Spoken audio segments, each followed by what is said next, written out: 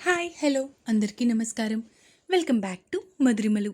ఇంకా ఎవరైనా మన ఛానల్ని సబ్స్క్రైబ్ చేసుకొని ఉండకపోతే ప్లీజ్ ఇప్పుడే సబ్స్క్రైబ్ చేసుకోండి. ఇక లేట్ చేయకుండా మన స్టోరీలోకి వెళ్ళిపోదామా? రావణ్ ఎపిసోడ్ 10. కానీ నువ్వు ఎవరికైతే అడ్రస్ చెప్తావో వాళ్ళని మాత్రం చంపేస్తాను. అది నా తండ్రి అయినా నీ తండ్రి అయినా, నా తల్లి అయినా నీ తల్లి అయినా, వావి వరుసలు లేకుండా చంపేస్తాను అన్నాడు రావణ్. వద్దు బావా, నేను ఎవరికి చెప్పను, ప్రామిస్గా ఎవరికి చెప్పను అంటూ భయంతో కూర్చుండిపోయింది నవ్య. ఇక రావణ్ కూడా ఏం మాట్లాడకుండా సైలెంట్గా కార్ డ్రైవ్ చేస్తూ ఉన్నాడు. నవ్య మనసులో మాత్రం బోలెడు ఆలోచనలు. అసలు ఇప్పుడు బావెందుకు వేరే ఇంట్లో పెడుతున్నాడు? అంటే కొంపతీసి నేను శ్రీజాకిచ్చిన మాట బావకి తెలిసిందా ఏంటి? ఒకవేళ తెలిస్తే ఇంత కూల్గా ఉండడు కదా. ఇలా పరిపరి విధాలుగా ఆమె మనసు ఆలోచిస్తూ ఉంటే తల కొంచెం భారంగా అనిపించి నొప్పి వేసి అలా తెలియకుండా రావణ్ భుజం మీద తల వాల్చి ఆదమరిచి పడుకుండిపోయింది. నవ్య పడుకుంది అని చాలా జాగ్రత్తగా తీసుకుని వెళ్తున్నాడు రావణ్.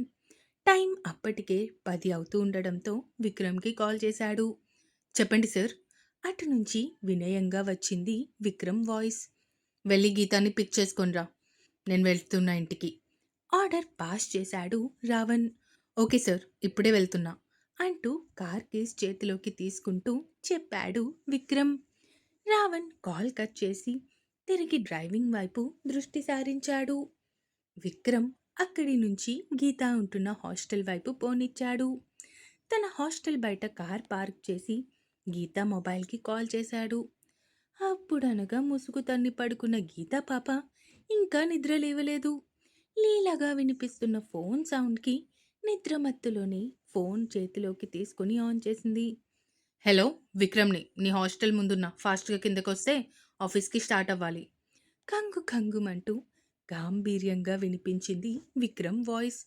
దెబ్బకి నిద్రమత్తు మొత్తం వదిలిపోవడంతో పాటు భయం కూడా స్టార్ట్ అయింది. వస్తున్నా వస్తున్నా, 5 మినిట్స్ అంటూ గబగబా కాల్ కట్ చేసి, ఏంటోనే గీత నీ జీవితం. నీ బాస్కి భయపడి వాడి కింద పని చేసినోడికి కూడా భయపడుతున్నావంటే నీకంటే దౌర్భాగ్యం ఏమీ లేదే అనుకుంటూ ఫాస్ట్గా 10 నిమిషాల్లో రెడీ అయ్యి 15 నిమిషాలకి కిందకి దిగింది. ఓహో, మీ ఊర్లో 15 మినిట్స్ని 5 మినిట్స్ అంటారా? వెటకారం అతని మాటల్లో స్పష్టంగా తెలుస్తుంది. ఏమనాలో కూడా అర్థం కాక వెళ్ళి కార్ బ్యాక్ సీట్లో కూర్చుంది.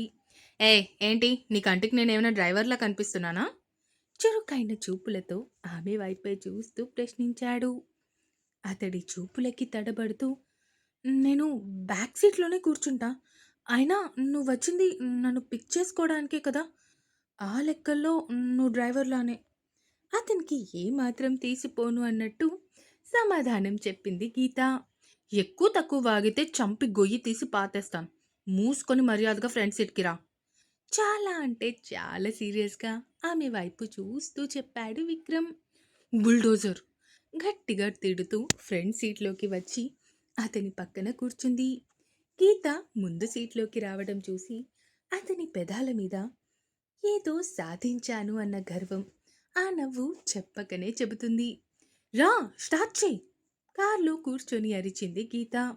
వస్తున్నా అంటూ ఫోన్ తీసి రావణ్కి మెసేజ్ చేసి తిరిగి ఫోన్ పాకెట్లో పెట్టుకుంటూ కార్ డోర్ ఓపెన్ చేశాడు విక్రమ్. లేట్ అయితే నీ వల్లే లేట్ అయింది అని చెప్తాను వేలు చూపించి బెదిరిస్తూ చెప్పింది Geeta. I have all the proofs.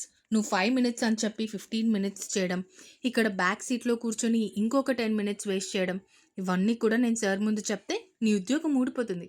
కానీ నేను మరీ అంత చిన్న పిల్లాడిని కాదు నీ మీద ప్రతి కంప్లైంట్ బాస్కి చెప్పడానికి. కార్ స్టార్ట్ చేస్తూ అన్నాడు విక్రమ్. బుల్డోజర్ గట్టిగా అరుస్తూ విండోలో నుంచి చూస్తూ ఉంది గీత. కొంచెం దూరం వెళ్ళగానే కార్ సైడ్కి ఆపాడు విక్రమ్. ఓయ్, నీ బండికేమైంది? ఎందుకు సైడ్కి ఆపావు? కోపంగా విక్రమ్ వైపు వేలు చూపిస్తూ అడిగింది గీత. ఎందుకా నిన్ను అంటూ గీతాని ఎత్తి తన ఒడిలో కూర్చోబెట్టుకుని ఇలా ముద్దు పెట్టుకోవడానికి అంటూ గట్టిగా తన పెదాలను ఆమె పెదాలతో బంధించేశాడు. నో! గట్టిగా అరుస్తూ వాస్తవంలోకి వచ్చింది గీత. డ్రైవింగ్ చేస్తూ ఉన్న విక్రమ్ గీత అలా అరిచేసరికి కంగారుగా కార్ సైడ్‌కి ఆపాడు. "ఏమైంది? బానే ఉన్నావా?" ఆమె నుదురు తాకుతూ ప్రశ్నించాడు. "దూరం! నన్ను ముట్టుకోకు!" వేలు చూపించి బెదిరిస్తూ చెప్పింది గీత. గీత వైపు విచిత్రమైన ఎక్స్‌ప్రెషన్ ఇస్తూ, "ఏమైంది? వచ్చినప్పుడేమైనా దిష్టి నిమ్మకాయలేమైనా తొక్కేసొచ్చావా? పిచ్చి పిచ్చిగా మాట్లాడుతున్నావు?" డ్రైవింగ్ వైపు దృష్టి సారిస్తూ అడిగాడు. "కల! చెత్త కల! యాక్!" అంటూ మొహమంతా వికారంగా పెట్టి పెదాలను తన హ్యాండ్ కర్చీఫ్‌తో తుడుచుకుంటూ ఉంది. ఆమె వైపు విచిత్రంగా చూస్తూ ఆమె కల అంచనా వేసే ప్రయత్నం చేస్తూ ఉన్నాడు విక్రమ్. "ఇంతకీ ఏంటో ఆ కల? నీకు అనవసరం. నేను చెప్పను." Oh my God! కొంపతీసి నేను ముద్దు పెట్టినట్టు కానీ కలొచ్చిందా ఏంటి? నవ్వు ఆపుకుంటూ ఆమె వైపే చూస్తూ ప్రశ్నించాడు. ఇదిగో అలాంటి దిక్కుమాలిన కలలు నాకు రావు.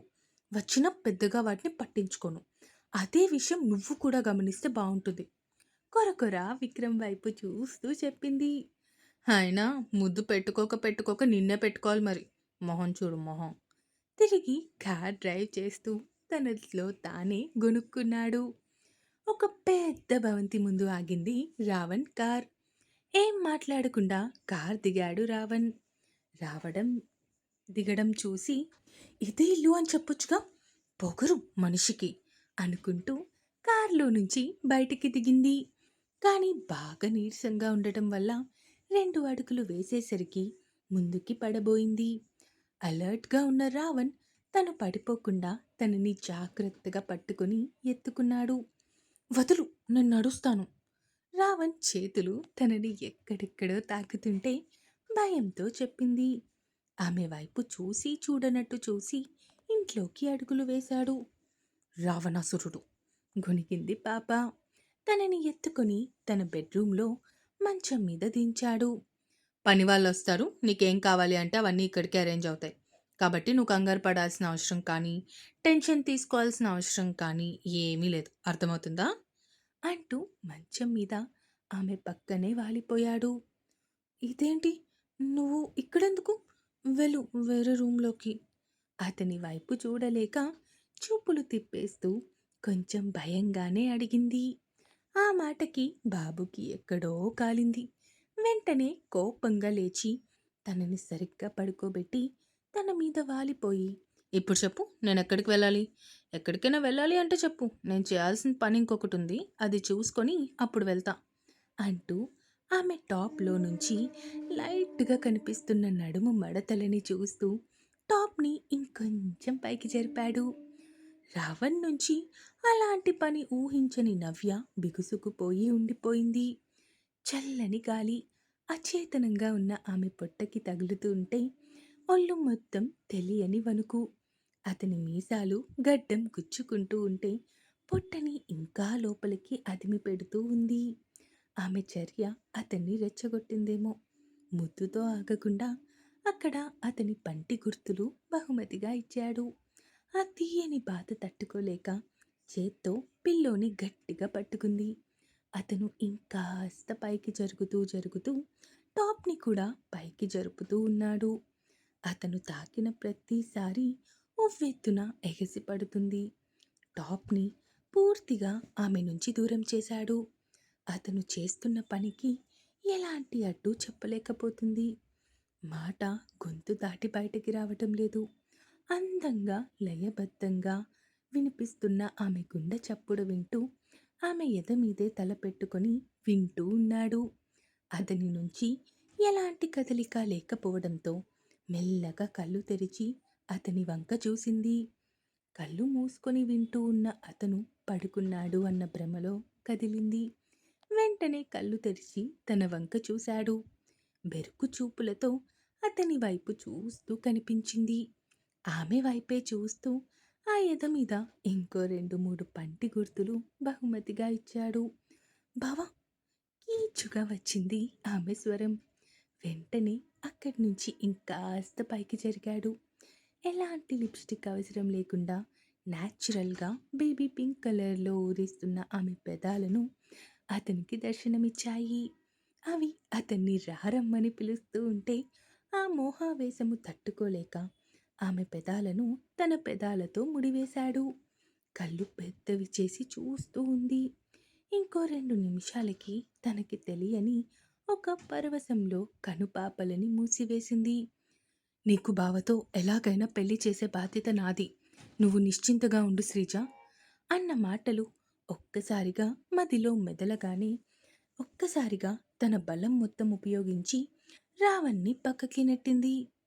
అసలిన్నాళ్ళు నువ్వు కనీసం మనిషివి అనుకున్నాను.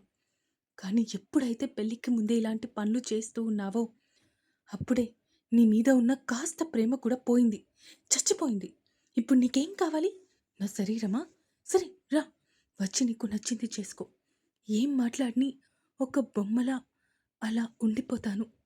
మనసుకి కష్టం కలుగుతున్నా కూడా గుండెని బండరాయిగా మార్చుకుంటూ మాట్లాడింది నవ్య. ఏ మాటలైతే అతను నోటి వెంట జీవితంలో వినకూడదు అనుకున్నాడో అదే మాటలు ఇప్పుడు ఆమె నోట్లో నుంచి వస్తూ ఉంటే తన సెన్స్ తాను పూర్తిగా కోల్పోయాడు. వెంటనే కోపంగా లేచి నవ్య పీక పట్టుకొని గాల్లోకి లేపేశాడు.